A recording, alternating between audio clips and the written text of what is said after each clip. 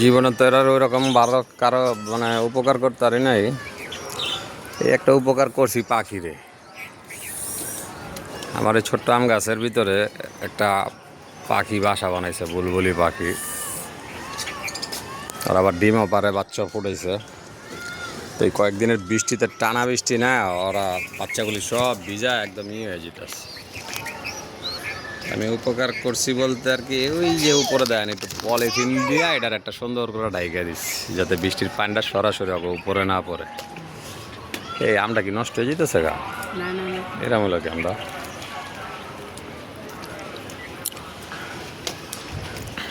এই পুরোটা পলিথিন দিয়া একদম ডাইকা দিছি।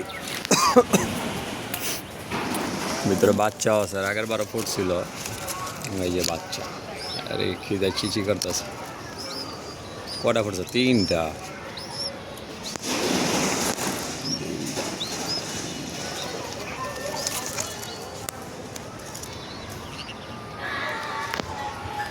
ওই যে উপরে অগো 2টা বাপ মা,